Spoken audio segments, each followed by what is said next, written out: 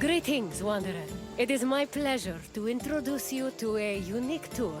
One that won't take you to impressive landmarks or famous battle sites, but through a typical Athenian home.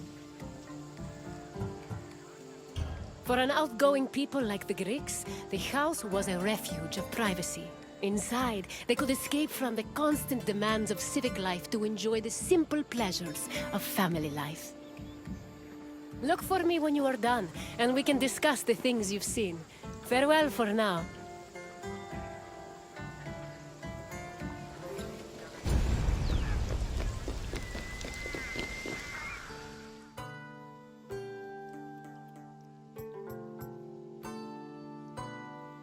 The house, or oikos, was a residence for Greek families and their slaves.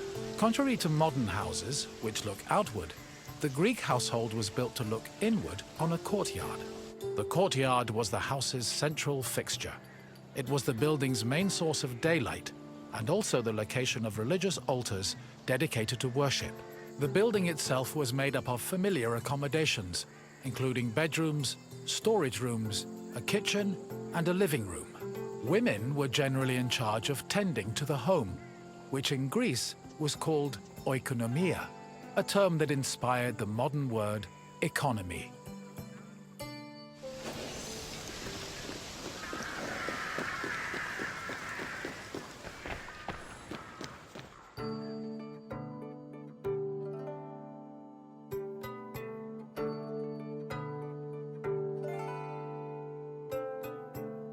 A pasta was a corridor that connected a house's courtyard to its residential section. Archaeological evidence from the city of Olynthos reveals that pastas were added to Greek home design in the 5th century BCE.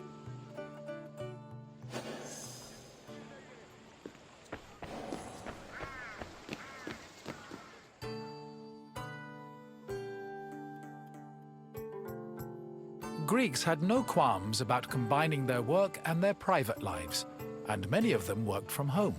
Artisans like blacksmiths, sculptors, and potters often had workshops in their houses. Some even operated small stores to sell their work. Similarly, doctors were known to treat patients in special offices located in their homes. Women also worked in the house and were responsible for making textiles, as well as producing clothes and supervising weaving, which was carried out by slaves. If the household was wealthy enough, they could even produce a surplus of textiles to sell in times of financial difficulty.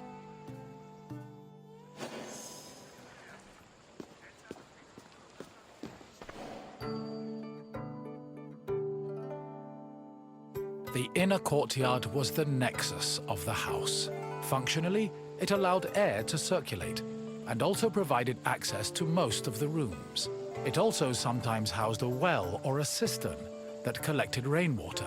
In the center of the courtyard was an altar to Zeus Hercules, who served as the protector of the household. Women would often use the space to sew and cook, while children used it as a play area. Furthermore, if the family had pets or animals, the courtyard was where they were allowed to run free.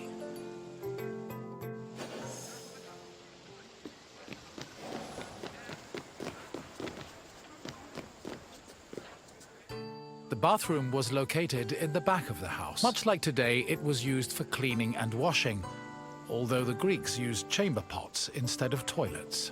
Most bathrooms had a luterion that could be filled with water for washing. Mirrors, razors, strigils, and sponges could also be found in the bathroom, along with small vases called arebaloi, which were usually filled with perfume or oil.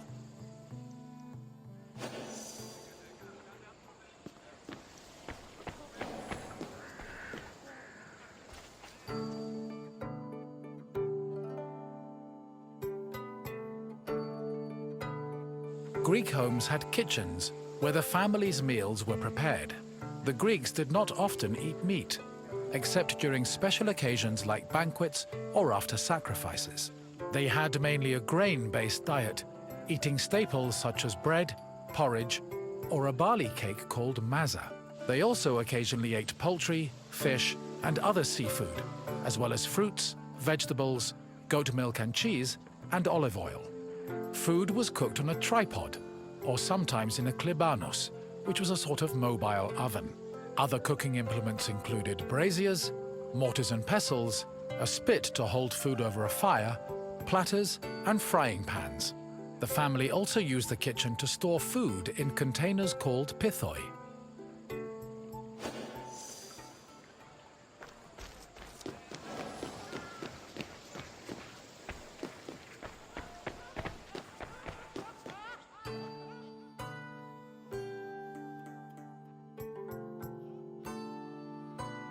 Symposia were major social institutions in Greece. They were drinking parties held exclusively for men. The party took place in the men's section of the house, the andron, where residents and guests reclined on special couches called klinai. Food was served on low tables set in front of the couches, while wine was placed in a crater in the center of the room. During a symposium, men drank, sang, had philosophical discussions, and played games like kotobos. Musicians, dancers, and even courtesans were often welcomed to attend as well. However, wives and daughters were always excluded.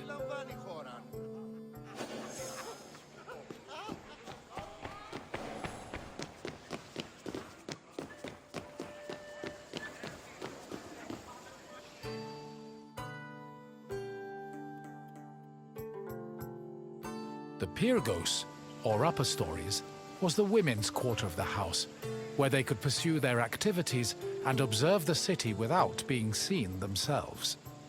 The rooftops were also used in a special rite called the Adonia, a private celebration held in honor of Adonis, which was reserved for women. At the beginning of spring, women filled terracotta pots with soil and lettuce seeds, then climbed a ladder to place the pots on the rooftop. These pots served as the women's very own Gardens of Adonis.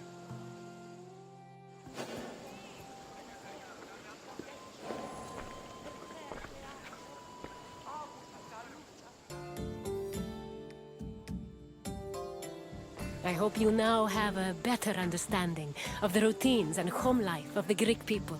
What would you like to do next?